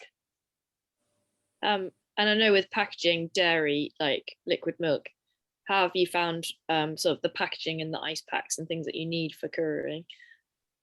So we use a company called 3R Sustainable, and they send, they have the flat pack boxes which we put together, and you learn very quickly how to put those together properly, because if you lose a few boxes because you've let a teenager do it, it's expensive. So it's really, you don't make that mistake too often. So yeah, no, we use recyclable on recycled wool, and then recyclable ice packs. Great. Kathy, I know you send a bit out by courier. It'd be great to hear about your experiences of that. We do quite a lot. I've actually learned quite a bit how to do it. We use APC. I've looked into DPD. There's a major problem, two problems if people are trying to consider one or the other. Neither will insure perishables. As Rebecca says, you just have to pack it as well as you can. APC is slightly cheaper now than DPD. Secondly, if a parcel isn't delivered as quickly as you want it with APC, they will try again. DPD won't. They say they'll destroy it, which usually means probably somebody in the office has taken it home. That to me is an issue. I don't want any of my foods destroyed. I want to make sure that they actually try to get it there. There is an issue with them getting there on time. We all have to be flexible at the moment. I use 3R sustainable products as well, the Wool Cool. They are phenomenal. I won't use polystyrene because I don't think it's a product we should be using nowadays. If anybody's really interested, I can do a very quick talk on ice packs. I buy mine from Hydro Pack because I don't like the ice packs that you soak in water and then send off. They are cheaper to have delivered because they're very light, but I find they stick together. I use, as I say, I use ice packs from Hydro Pack. I get two types, one which is freezes down to -18, that is for my fresh product, and I use a gel one which freezes down to -21, and I send them with frozen products. We send quite a lot of frozen boxes. I think I'm one of the few people in the country to produce a mixed offal box. We sell all our offal. It always goes out frozen because offal has a very short shelf life. And we've never, ever had an issue with it. You just do a pre-noon postage. It does, one of the major issues with postage is actually it costs quite a lot. Yeah, how much do you I don't know how you get the costs down. You know, we're sending a heavy product. We're sending a perishable product. You have to use suitable numbers of ice packs. You actually don't have to use the numbers that the companies suggest, but very often that's because they want you to buy more. I find I've never had an issue. I think we've lost 2 boxes in 12 years. That's really good. Do you negotiate a sort of deal with APC?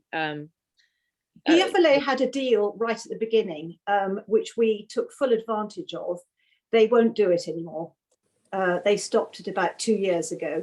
So it's sort of charged on a box by box basis in terms of how you price and pay APC for delivery.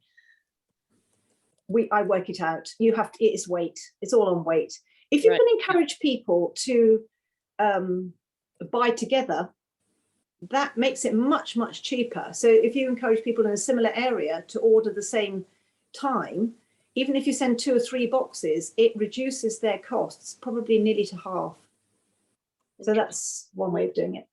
Yeah. It'd be great to hear a bit from Fidelity and Bill about the more collection side of things, because as far as I understand, I don't know if either of you do actually send out any by courier at all. Maybe we start with Fidelity. I'm very happy to talk about that, Annie. There was one question on the chat that I think would be really worth us picking up on, which is a question from Rachel, who's saying, my problem is that I know I don't always get my animals back from the butcher. Very alarming. I'm a new girl and he knows it.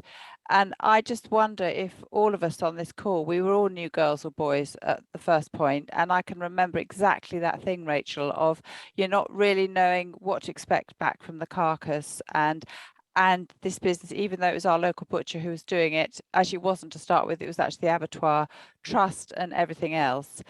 And it's really hard to know how you tackle that. But I think as I've got a little bit older and wiser, one thing I've learned is to always ask the question and pull up. So I would, every time I get a beef carcass back, because this issue doesn't really apply on lamb or pork because they're much smaller, I always analyze everything I get back. I put it, I know how many kilos of silver side, top side, top rump, whatever I've asked them to be cut it into, how much I get back in weight.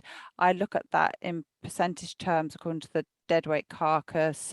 So over the years, I've got to know from our particular animals roughly how much I should be getting back of things. And if I think it's too little, or I'm puzzled by the fact that one time I got tons of silver side back and very little top side, and the next time I got lots of top side, little silver side, is just to make sure the butcher knows that you're on the case and you ask the question, you know, why did I get so little of that back this time?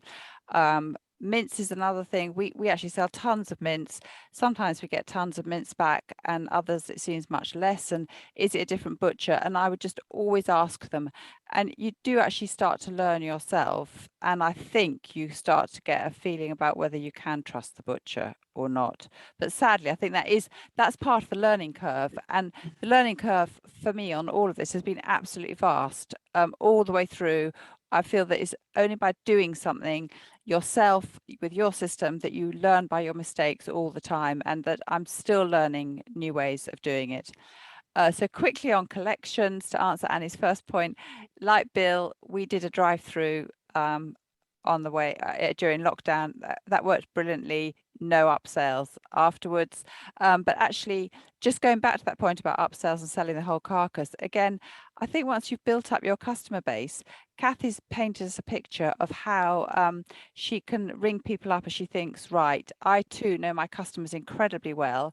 I also know that some of them would just forget to put an order in. And so I actually don't ring people because I don't want to spend time talking to them. I email them and say, do you want to put an order in this time? And so you can work, but you basically, we have more customers than meat. So we now have very, very little left to sell.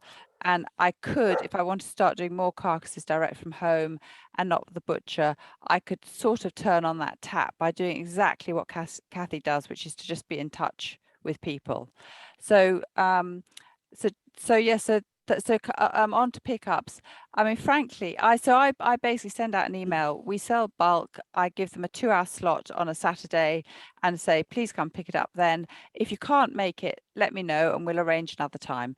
And probably 80% will go through without us. You know, they all come good as gold. And there's no hassle. There are always it's always the same people who either forget or deliberately, it feels to me, can't come in my 2-hour slot. They have to make their own arrangement. Put up with them if they're good customers. And at the end of the day, actually, there are some customers who order and they never ever come on time. And again, if you can be choosy about your customers, I don't bother to chase them up if they haven't put an order in, or I don't seek those customers out. I did used to do deliveries and just found it was so time consuming. It's just simply not worth the while. And I'd rather stand at home and get as much out the door as I can. And if some people don't turn up, they probably will turn up by arrangement. And if not, I just pop it in the freezer and sell it to somebody else. So do you find you would get your meat back the day of the collection, so bring it back the same day and do the collection, or do the collection the next day? Did you have enough cold storage to keep everything? So that I'd say that is the biggest piece of kit. For when I first started doing this, I did not have enough cold storage.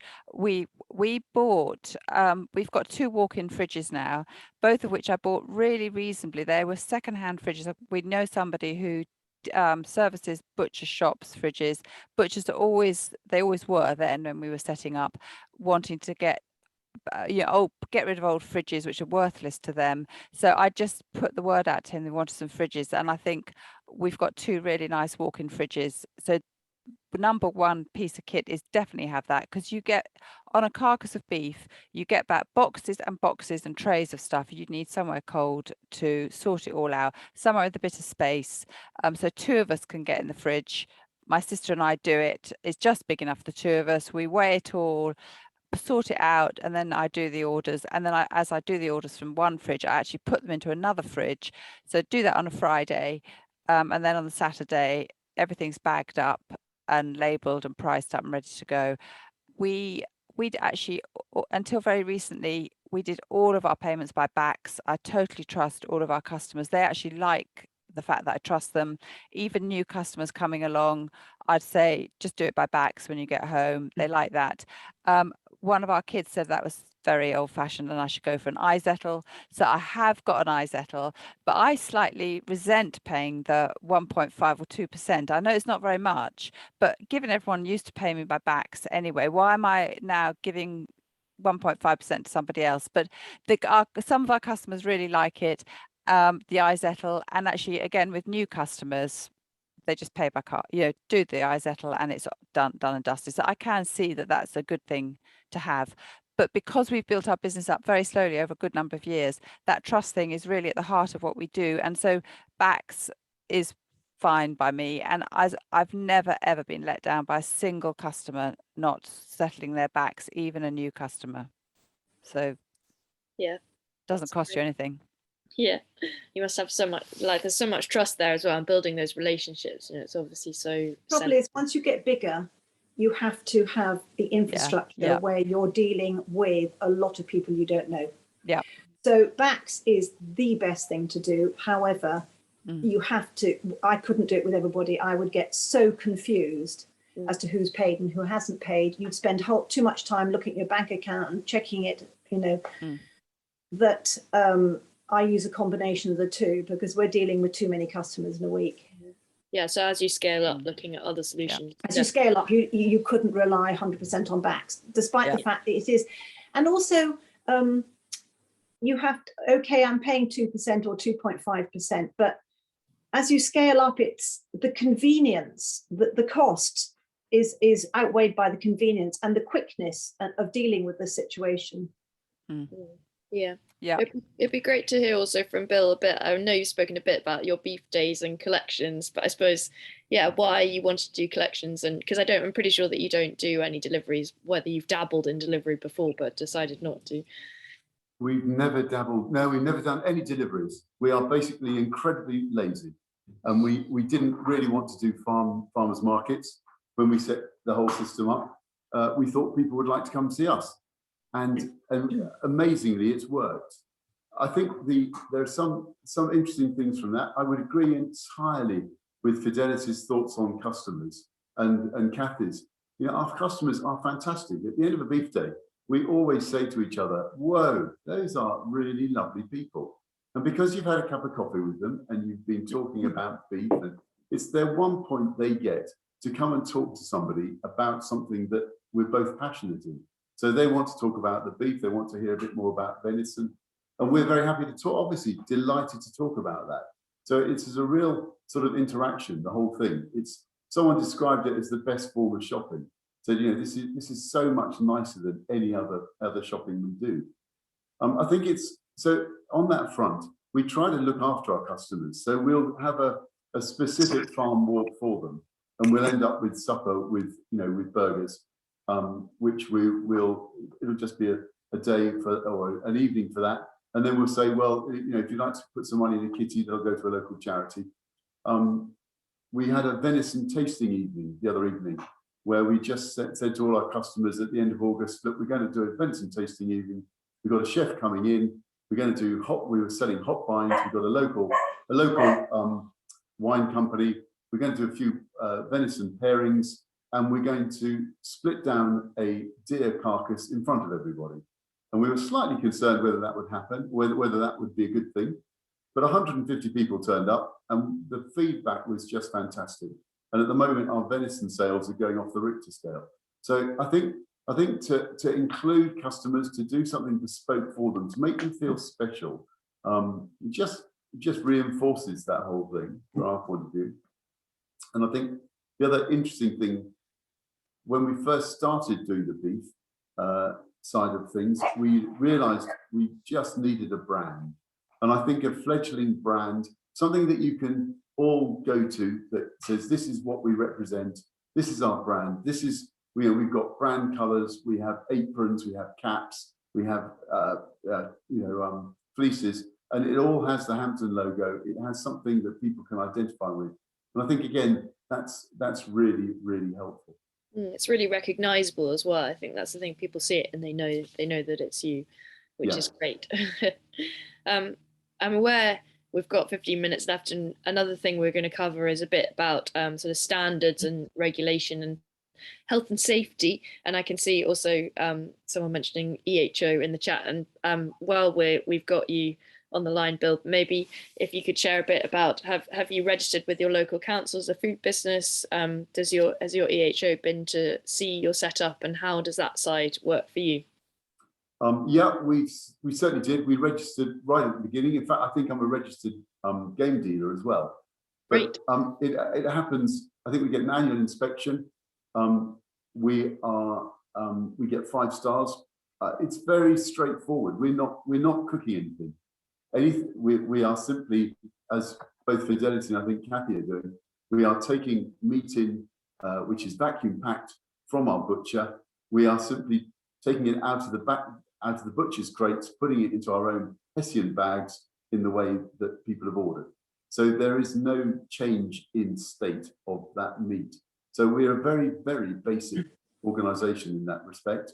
We continually keep sort of vigilant about the temperatures in the freezers, temperatures in the fridge. And Fidelity, completely agree with you. You can never have too much cold store space. We put in a cold store, and the guy who put it in said, you know, can you make it a bit bigger? And we just said, yeah, fine, make it as big as you can. And that has paid off in spades. So yeah, definitely agree with that entirely. So I think what we're doing is very simple, very basic, and we do take it very seriously, but it's not it's not a big issue. It just becomes part of the process. And that's great, because with that sort of very it is that kind of low cost approach, I guess, in a way. You know, you don't have to go in for the kind of making a hazard management plan, and if you're not handling any raw meat or processing or breaking it down, if you're getting it packed from your butcher, probably that at most you would maybe want to do some relabeling, but it means that, you know, you don't have to worry about that part of it. Your butcher will take care of it, and then you can hand it direct to the customer, so it will save you time and also investment as well. Yeah, entirely. I mean, the butcher, we try not to relabel anything, because the butcher's got our logo on his labels, so he gives us a bespoke label, and that works really well. The only thing we do have, which is cooked, are pies, and they're cooked by a third party, by a local chef, and so they come to us, and so they're not created on site for us here. So that takes away all that kind of that legislation. That's great. Can I just say one thing about labelling, which I think is quite important for people to consider when they're looking at their profit, is that some people will have their meat back and they just split it and put it in boxes and charge so much a box. We label everything and price every single cut. It comes back vacuum packed, but we price everything so that when you make the boxes up, you are maximizing your profit, because you know what each cut is worth. Yeah, you want to make sure rather than splitting a carcass. So it's just something to consider. It is easier to split a carcass, and maybe that's something to do at the beginning. But to maximize profit, you have to have a price for each cut and label it as such. Yes, actually, I think I'd like to just pick up that point, Annie, because one of the mistakes I made right at the beginning was I'd always round things down. I'd always give the customer the benefit of the doubt on the pricing. So you over that. So you could say, for instance, if something comes to £6 48, you might say, oh well, I'll just charge that at £6. You know, you couldn't put it up to £6.50 because it's not £6.50, so you cut it down to £6. And I realized that if I'm thinking, for instance, of my paying the butcher £300 to chop up my meat, actually over a carcass that might be worth £2,500, that 10% is nearly paying for the butchery cost. So I realized that this business about not being over generous to your customers and saying, I'll just round it down, I'll give you 10% off that, it's not worth it, because actually they don't mind. They'll pay the £6.48. They don't need it to be put down to £6. They don't need you to give them a 10% discount because you particularly like them or you're rounding it all down. And at the end of the day, it's the pences. If you're doing it on the scale that we're all doing, the pences actually do help make the pounds work out right in the end. Yeah, absolutely agree with that. I know we had a question about whether you need to have specific things on the label, and it might actually be interesting to jump to Rebecca, because I know you've got quite a few different elements to your business with the shop and deliveries, and I don't know if you're doing any on-site processing, but whether you so you must be registered as a food business, but if you have a HACCP plan or other sort of standards, regulatory things that you have going on. Yeah, so we I should have said at the beginning, but I didn't. Our milk is raw, so we have that side to deal with. So we're regulated by the Dairy Hygiene Inspector and the EHO. We have a full-time butcher, or 1.5. So we process everything on site. So there's a HACCP for him, and then we have a cafe, and from the cafe we cook things for our deli. So there's another HACCP there. So just read it. A HACCP is a hazard action, and so critical control points and control stuff. point. Yeah, so it's a plan for sort of health and safety for on-site process. Yeah. So there's lots of guidance out there with the FSA to help with all of that. The key thing for any food safety plan is keep it simple. Write down what you actually do and make it workable. And we spend a lot of time recording fridge temperatures, but if you have that, then that's your sort of insurance policy for making sure that all your critical control points work. And you know, if you can prove a history for your business and prove that things work and that you are vigilant, and you know, if you have a problem, never be afraid to write it down, because actually the FSA like to know that you've had a problem and that you dealt with it. If they think everything's perfect all the time, actually that does raise little queries and alarm bells. So yeah, we spend a lot of time on labels and labeling. There are some very good companies out there that can help you get those designed. Our meat scales and deli scales you can program with allergens, etc. So they will print everything off. If you're doing ready to eat items, then you've got to deal with something called Natasha's Law, which has just come in. So it does get very confusing, very complicated, but there's a lot of good advice out there with trading standards and the FSA. And dare I say it, even the EHOs, they really do like to be asked for their help. And we have done that from the very beginning. Yes, even before we started selling anything. I had the EHO come out and I said, right, this is the building I want to use. What do you think? These are the cows. That's where this is going to go. And they like having an input. They have very difficult, very dull lives, to be honest. So if they can come and see something nice and understand the process and learn more about you and understand that actually you're, you know, a real person who actually cares about what you're doing, that pays huge dividends. I think being like best friends with your environmental health officer is definitely a good thing. I think that, well, not best friends, but at least being very much in touch. I felt like that was something that came through from lots of the conversations when you're setting up, so that you know that you're you know, meeting all of the standards that they require. And yeah, be interesting to hear a bit more from the other panelists about your experiences of working with your EHOs as well. I don't know if we'll start with Kathy. I've had very little contact. When I ran a bed and breakfast, I was 5-star. And in our area, if you are consistently 5-star, they actually don't end up visiting you. You just fill in a form once every few years saying what you're doing. And they actually transferred that to the beef. I had one visit many years ago, showed them what we were doing. Never seen anybody since. That's interesting. I think it varies a lot from council to council, maybe. Yeah, I think if they can identify you as being, if you're at risk, they're going to be visiting and contacting you a lot. But I think if they identify that you have a good system that is both correct and clean and efficient, etc., they're happy to make it a paper exercise. Fidelity, I don't know about you in terms of working with your EHO.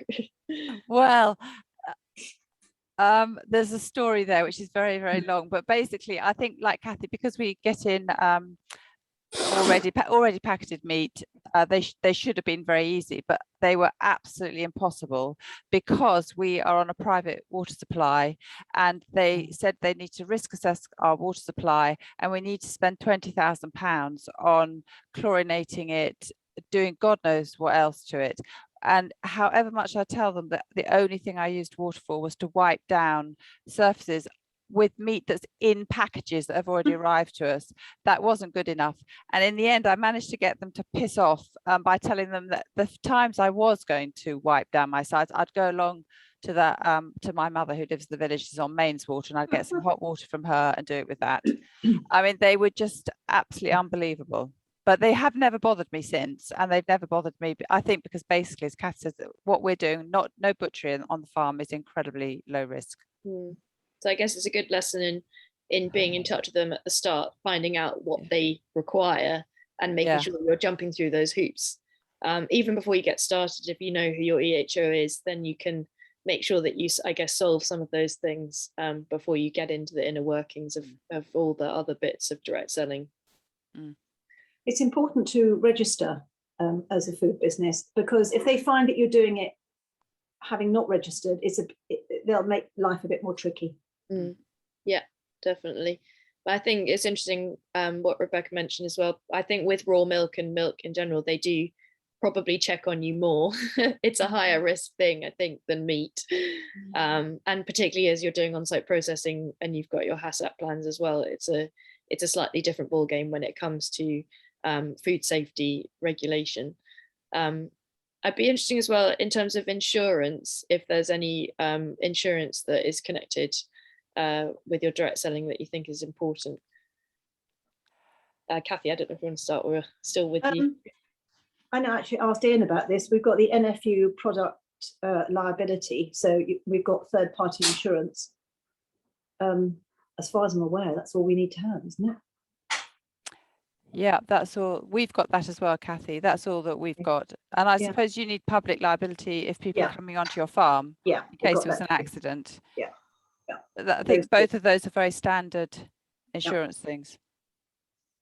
Yeah, Rebecca. I think from our point of view, we've simply got insurance just in case a freezer goes. But beyond that, we've got all the others, public liability, etc. It's the same here. We have quite a comprehensive policy with the NFU. So you just add on all the different activities. We've got various freezers and fridges covered, like Bill, and it's just scaled up. It's quite a simple process to go through. I know we've got a few minutes left, and whether there were any other questions that we wanted to take before we close. I know there was one I noticed earlier about planning for a farm shop and the process of doing that, and maybe while we're with you, Rebecca, that might be a good one to ask you about. Well, it's quite a lengthy process, but yeah, we got planning consent for full farm shop and cafe, etc. here. We were quite lucky. We did quite well. Say quite lucky. We earned that luck. We spent a long time doing the application. We built up a bit of a business doing self-service with just our produce before we applied for the shop where we could sell other people's produce. And as a result, we've got no restrictions as to what we can sell on site. Quite often with a farm shop, the planners like to try and restrict you to sell 60% of your own produce, or 40% plus 60% of the rest from a certain radius, but we didn't have any restrictions, which I think was quite lucky. I know some people have been really badly caught out, but I think that's about preparation and being authentic and actually telling them what you're going to do so that they can support it. But happy if anyone wants to email separately, happy to answer any questions on that, because it's quite a lengthy topic. Annie, there's a couple of questions sort of related to this on there. One is what type of labels? And I would say quite very quickly, make sure they're freezer proof, and you can get freezer proof labels. The other thing, which some of the rest of them might better answer, is are there any specific information that you have to have in a label?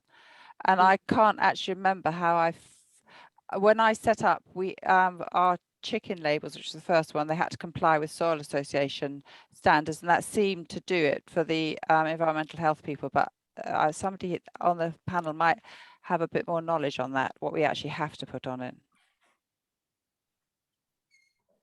You've got to do the dates, haven't you? You've got to have a date that it can remain fresh. So it's packing date and maybe use by date. So fresh, if it's fresh, maybe use by date for fresh, and if it's frozen, and a use by date for frozen. And I'm pretty sure on the FSA website you can find all the different standards, well, use by dates for different products. I think, that's definitely right. It's actually changed recently, in line with supermarket standards. Is that an oxymoron? But it's meat can remain fresh for longer. Rebecca might know more about that. It depends on the animal and depends whether it's minced or a whole cut. Yes. But yeah, I mean, trading standards and the FSA will give guidance on that. Although I have found within the butchery trade that there are varying opinions as to how long something will last once vacuum packed. Vacuum packing is not a way to preserve the contents forever, and we're very cautious on that. We always err on the side of less days than more. Obviously, something on your label you'll want is obviously your logo, contact details, grown on wherever produced and packed. You need to have those details, and weight is very important. And obviously with raw milk, you have a whole other set of stuff you need to put on there. But no, trading standards always get very excited about weights and measures. So if you have scales, you have to get them regularly calibrated, and there's a lot of other stuff to deal with. Yeah, definitely worth checking. I think if you're doing meat, what the butcher will put on your labels and what might be missing that you want to add, and in particular things like certification marks, and if you can work with your butcher for them to do your labels, that's something that you don't have to do, so you can save yourself time. But I think more often than not, it's difficult to find someone that will do and label how you want it. So it may be that you need to kind of do a hybrid version of that. We do our own. We do our own labels. Yeah, so you print your own labels. Where you've got the freezer-proof label, as Fidelity said, on the back, which says our name, logo, and Pasture for Life organic certification, and then we put another label from the weighing machine on top of that. So that's a way of doing your own labels rather cheaply, really. Yeah, that's great. No, that's good. Low cost investment way of doing it. I'm aware that we've come to the end of our session. It's 6:02. And I know that Bella posted a link to the Land Workers Alliance website where you can find a link to the direct sales toolkit produced by the PFLA based on all the knowledge of these amazing panelists. So if you do want to go and have a look over that, there's a link for it in the chat, and that will kind of back up a lot of everything that we've talked about today. I will I'll also make sure that I send out an email to everybody who's been part of this session, which will have attached that document and links to the websites. And obviously this is part of a much wider webinar series, so links of how to sign up to that too. So I'll send that to you all after this, just in case you've lost some of that on the chat. And a recording available. We are obviously recording all of these webinars. We will make them available, I think, in a block a little bit later on down the line. So probably somewhere in the next couple of months, but we'll release a whole block of them together. And we will make sure you have access to those. So those will be coming through your emails as part of the Future Farming Resilience Programme. And if you have any questions about the programme at all, then don't hesitate to get in touch with me or anyone else who's working on the programme, and that information will be in the email I send you to. Yeah.